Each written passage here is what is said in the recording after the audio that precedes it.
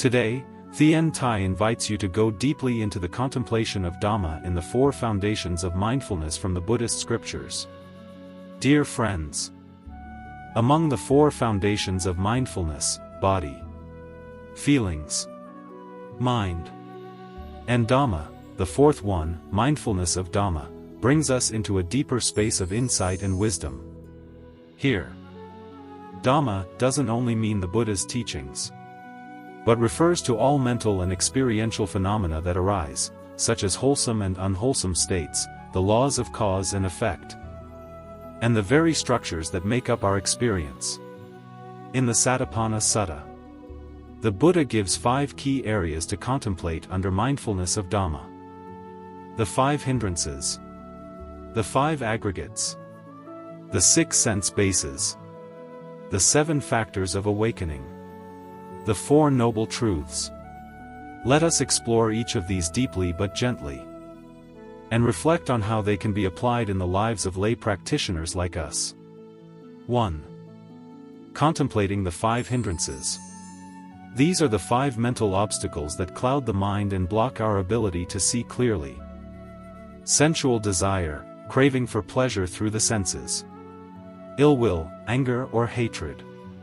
Sloth and torpor, laziness and mental dullness. Restlessness and worry, anxiety and agitation. Doubt, indecision. Ion and lack of confidence in the practice. Let's take sensual desire. It often arises in our daily lives, craving for food, entertainment, approval. When we are mindful, we can simply pause and acknowledge. Sensual desire is present. We don't have to follow it, nor suppress it. Just recognize it with a calm mind. Ill will can arise when someone offends us or circumstances don't go our way. Instead of reacting, we take a breath and observe. This is anger. This is irritation.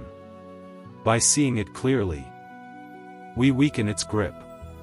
When sloth and torpor come, we feel sleepy, dull, unmotivated. We can bring energy to the moment. Stand up, take a walk, or deepen our breathing. Restlessness and worry are common in lay life. Juggling family, work, and responsibilities. Mindfulness teaches us to return to this breath, this step, this moment. And when doubt creeps in, is this path really working? We can pause, breathe, and recall our intention to grow in peace and wisdom. Mindfulness of the hindrances helps us clear the mind's mirror, so the light of awareness can shine through. 2.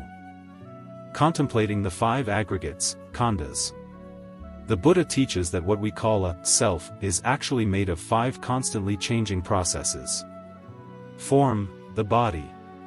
Feeling, pleasant, unpleasant, or neutral.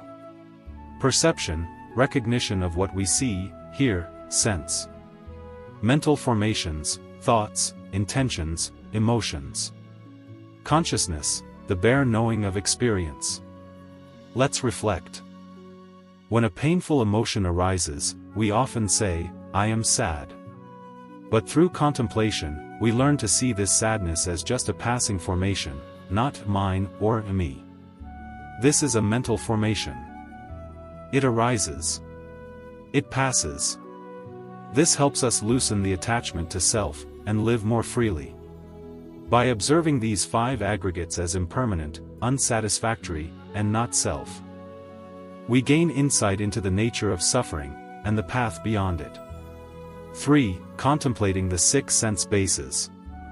Here, we observe the 6 internal sense organs: eye, ear, nose, tongue, body, and mind, and their contact with 6 external sense objects: forms, sounds, smells, tastes, touches, and mental objects. For example, eye sees a form, perception arises, pleasant feeling, desire follows. Or, ear hears harsh speech, unpleasant feeling, anger arises. But if we are mindful, we can interrupt the chain. This is seeing. This is hearing. This is a pleasant or unpleasant feeling. We observe it all without being swept away. For lay people, this is very practical. In every conversation, every drive, every meal, we can be mindful of what we see, hear, taste, and think, not reacting habitually, but with clarity and care. 4. Contemplating the 7 factors of awakening. These are 7 qualities that lead the mind toward liberation.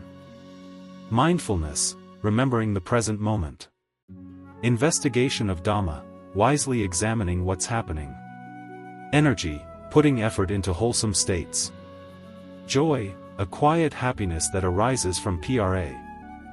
Tais. Tranquility, calmness of body and mind. Concentration, deep focus and presence. Equanimity, balanced mind in all conditions. We can observe and cultivate these qualities in daily life. When we're cooking, parenting, or dealing with difficulty, we can pause and ask, is mindfulness present? Is there joy in this moment? Am I holding this with equanimity or attachment? These factors don't just grow on the cushion. They grow in how we live. 5. Contemplating the 4 Noble Truths. This is the heart of the Buddha's path. There is suffering. There is a cause of suffering, craving and ignorance. There is a cessation of suffering, the letting go of craving. There is a path, the Noble Eightfold Path. This contemplati on becomes deeply meaningful when we bring it into our lived experiences. When something unpleasant happens, a loss, disappointment, pain, we reflect. This is suffering. What is its cause? Am I clinging to something? Can I let go? What step can I take now with compassion and wisdom? Instead of blaming the world, we gently look inside. And each time we do that, the heart becomes a little freer. Daily application for lay practitioners. Dear friends, you don't need to be a monk or a nun to practice mindfulness of Dhamma. You just need presence, patience, and care.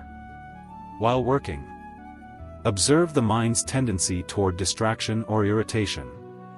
While talking to others, notice what dhammas arise: defensiveness, compassion, craving.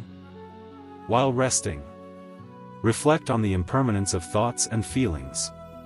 Everyday life is full of Dhamma. We don't have to wait for silence or special moments. Every breath, every moment, is a chance to wake up. The Buddha didn't ask us to become someone else. He simply invited us to know ourselves deeply and live with understanding. Thank you for watching today's Dharma talk with Thiên Thai. Namo Amitabha Buddha. May the merit of this teaching be shared with all beings. May we and all sentient beings fully realize the path to Buddhahood. Please like and subscribe to revisit the short teachings of the Buddha. Thank you for listening to the Dharma.